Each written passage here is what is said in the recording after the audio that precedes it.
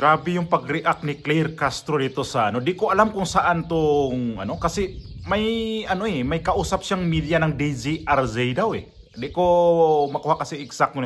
Nakita ko lang to sa ano sa Facebook. Nag-viral tong video ni Claire Castro. Sobrang bastos niya dito ah. Nagsisisigaw, nag-hysterical. Grabing ano niya, nang aaway. Grabe ka ano siya, yung makikita natin dito ang kanyang ugali ay talagang di ko alam kung bakit nagiging professional to siya. Bakit nagiging abogado to siya. Ang dami-dami ko napanood ng mga abogado na magsalita pero malumanay man. Pero ito si Claire Castro, makikita naman natin din sa kanyang mga press briefing na ano doon, nang iinsulto ng mga media. At ito, media ang ininsulto niya. At ito, dinala siya ng pulis.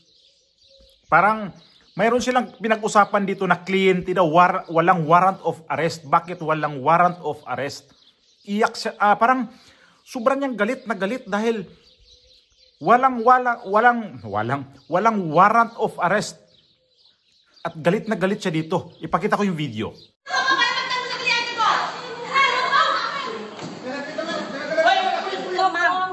MPD media kayo. Kakampi niyo ba yung media? Hindi na. Ay, ang taga-ABS-CBN po ako. Pasensya. Natulong lang ako dito. Taga-DCRJ po. Oo, DCRJ. You are? Walang attorney Claire Castro po. Walang warrant, sir. Kinaladkad sa SM Mall. Walang warrant. Walang ginagawa. Walang complaint. Walang ginagawang krimen sa SM Mall, San Lazaro. Para kaladka rin. Walang complaint pinapakita. Opo. Sa attorney Claire, you are the lawyer. Ang cellphone ni Jackson. Nagulat po kami. Walang warrant. May text po sa amin yung babae na magkikita sila sa mall para pag-usapan ang bata. Tapos papahuli. Bakit sila agad nando doon? Frame up? Opo. Frame up ba to? Ba't kayo lahat nando doon? Walang tao dito nung pumunta kami. Dahil nandun nga po kami sa follow-up operation. Follow-up? Anong Yung complaint ko ma'am, hiningi mo, sabi mo sa akin confidential. Walang complaint. Paano follow-up? Confidential ma'am, kailangan malaman ko rin yung reklamo sa akin ma'am. Ano dyan? Anong case number? Ipapile pangalan yung kaso. Ipafile pa lang. Hindi nyo ma'am. Ipafile pa lang ang kaso. Iniimbestigahan pa lang yung Ipafile pa lang ang kaso para huligan. Walang warrant of arrest. Sandali lang! Walang warrant of arrest. Sir, walang warrant of arrest to. Ma'am. Sir, walang complaint. Dali lang po ma'am. Walang complaint. Pakita niyo muna sa akin. Contact the call sa kliyente. Ang kasalanan. Kulong mo ko. Ano kasalanan ko? Para pagtago lang kliyente ko, kasalanan? Gano'n ka na baka abusado? Kasalanan mo, sigaw-sigawan mo ako. Yan! Ikaw, hindi ka naninigaw, hindi ka nang nalagyan ng kliyente? Sige po ma'am. Andun ang Sir, pasensya na po talaga ha? Siya mismo nagsabi na bakit walang warrant of arrest. Galit na galit. At ito yung video na to, nagulat ako sa kanyang attitude dito kasi sabi ko, grabe naman tong ano niya. Ang pagwawala ni Claire Castro, sobrang bastos. Grabe. Hindi ko talaga maano kung kakilala ko to, ikakahiya ko talaga to siya. At ang nangyari kay dating Pangulong Duterte nung hinuli si dating Pangulong Duterte sa ICC, sinabi niya na nasa interview na okay lang daw hulihin na walang warrant of arrest. Parang to follow na lang. Ito yung interview ni Arnold Clavio sa GMA7 na tinanong siya kung bakit wala daw warrant of arrest. Sabi niya meron pero ang totoo parang inano niya na to follow ang warrant of arrest. At ito na sinasabi niya kanina. Bakit walang warrant of arrest? Ito yung muna yung video ni Arnold Clavio na sinabi niya yun mismo. Sabi rin po ni De La Rosa, mas parang atat na atat raw ang gobyerno na huliin si dating Pangulong Duterte kaysa sa Interpol o ICC.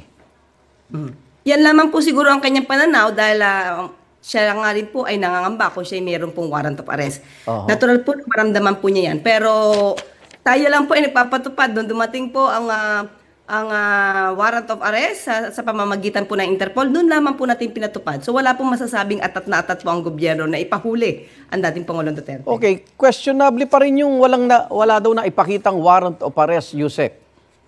Meron po, physical copy po, ibigay mo mismo po, dala rin po ng Interpol, dala rin po ng DOJ. Ito po, dito sa atin, sa batas po natin, hindi po nga kailangan na ibigay agad yung warrant of arrest. Basta po totoong may warrant of arrest, pwede po yan na ibigay kahit po after na ito ay mahuli, Opo. no, aresto. At bakit doon sa unang video, galit na galit siya ng walang warrant of arrest? Ang pinag-usapan natin dito ay yung warrant of arrest. At mahilig to siya magsabi na peddlers, mga fake news. Ngayon, sino na-fake news nito? Sa sinasabi niya nung una na yun, yung video na yun kay Arnold Clavio, nung ano yun, bago lang na nahuli si dating Pangulong Duterte na pinadala sa ICC sa The Hague. Ngayon pala, pag walang warrant of arrest, galit na galit ka, nagsisisigaw ka, makikita natin ang bastos na. Bastusan talaga. Grabe. Ito ba yung klaseng Ito ba yung klaseng PCSO na nakikita natin sa sa PCO? Sorry. PCO na makikita natin na ng mga press briefing tapos ganyan ang ugali. Sa totoo lang, magaganitong klaseng mga official sa gobyerno na kaharap mo araw-araw o kaya mapuntahan mo sa mga opisina ng ganito. Ako sa totoo lang, ilang opisina sa gobyerno na napuntahan ko na nagtaray sa akin, sinasagot ko talaga. Hindi ko naman na sasagutin ko kaagad-agad. Pagbigyan ko muna yan mga ilang araw, mga ilang buwan. Pagbalik sa sunod balik ko nito, na ganito ka pa rin, di magsagutan na tayo dito. Hindi kayo nilagay dyan sa opisina na yan na suplakin kami. Ako, sa totoo lang, pagpupunta ako ng mga opisina ng gobyerno o kahit sang opisina, hindi ako bastos. Pero pagkaharap mo na may mga taong ganyan Pagkaharap mo na yung mga taong bastos ganyan, ay naku, wala akong pasensya sa mga ganyan. So, swerte pa yan. Umabot pa ng pasensya na hindi ko siya sagutin na isang buwan. Swerte na yan. Pero sa mga ganyan na pupuntahan ko sa mga lugar na di rin ako ginagalang. Gumagalang ako. Pagpasok ko pa lang sa opisina, good morning agad yan. Hindi ako uupo, pag hindi rin ako sabi, umupo ka, ano kailangan mo? Pero ganitong klase si Claire Castro na pag ganyan nag-press briefing na pera natin yan Nandyan ka sa Malacanang, nilagay ka sa gobyerno dyan, nilagay ka sa palasyo, nilagay ka sa presidente dyan para ilatag mo yung nagawa sa gobyerno. Hindi yung ilatag mo yung kakalabanin mo yung mga kalaban sa administrasyon mo na kung saan ka nakaupo. Kung akong ganyan media, sabihin ko talaga pagka sa labas, kung yung ginawa niya kay Eden Santos na sabihin ko yun sa kanya, umayos ka. Kasi ang nagpapasweldo sa'yo, gobyerno, taong bayan yan.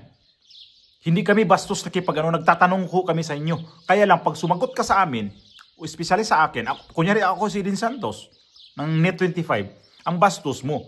Nandito ngayon sa labas tayo. Di magsagutan tayo ngayon dito. Huwag kang bastos kasi once na bastos ka, magbabastusan tayo. Kitang-kita. Press briefing yan Nakakamera kayo dyan. Nakaka-microphone kayo dyan. Tapos ito sa loob ng siguro police station to, dinala pa, nag-name drop pa, na ABS-CBN daw siya. Ganon siya kalupit Ganon siya kabastos. Ay Diyos por santo, itong si Claire Castro talagang, di ko alam kung bakit to nakapasar ng pagkaabugada kung ganito man lang ganito kababa ang utak. Grabe, napaka unprofessional talaga. Ganyan na nasa gobyerno ka, hindi ka pwedeng magtaray-taray ka, hindi ka pwedeng magyabang-yabang ka, hindi ka pwedeng ka dyan. Manginginsulto ka sa mga tao kasi gobyerno ka. Alalahanin mo, pinapasweldo ka ng gobyerno. Mga taxpayer yan, mga nasa harap mo lagi. Tapos pag sumagot to sa mga interview, hindi to maganda sumagot. Ito ba yung klaseng panggobyerno, nasa gobyerno ka tapos ayan lang inaasal mo? Na grabe kagagaspang ng ugali mo. Nag-hysterical ka sa loob ng ano yun, police station? Kasi may police para siya tuloy yung dinampot. Grabe, sobra kang bastos, Claire Castro. Kung magkaharap lang tayo talaga, naiwan ko lang, baka nakon naman. Ayoko lang ituloy.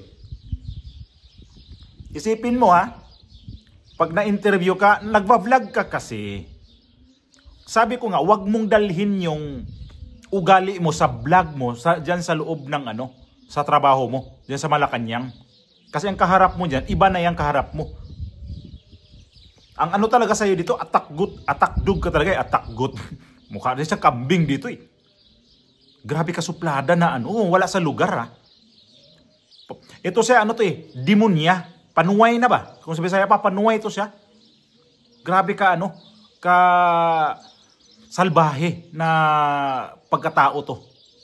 Sana marating niya, makarating sa kanya to sinasabi ko siya. Salbahe ka. Sobra kang animalistic ka. Grabe.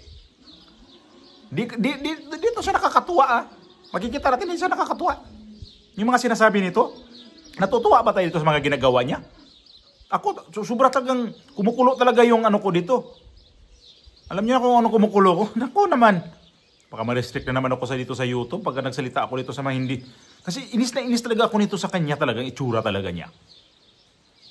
Ay nako naman. Pag ito na-upload na sobrang asar ako sa kanya talaga. Grabe talaga. Tawag ko sa kanya demonyeta na. Ganyong tapos demonyeta, tapos HUDAS. Naka Claire Castro.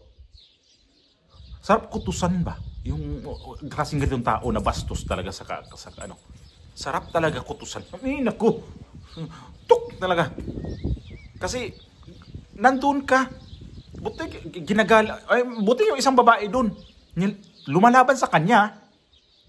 Kung ako ganun, di kunin ko na yung buhok niya. Halika nga dito. Dalhin ko talaga to dito sa labas. Sa labas tayo mag-usap.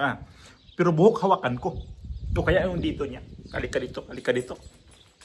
Tingnan natin kung saan yung tapang mo dito. Halika dito.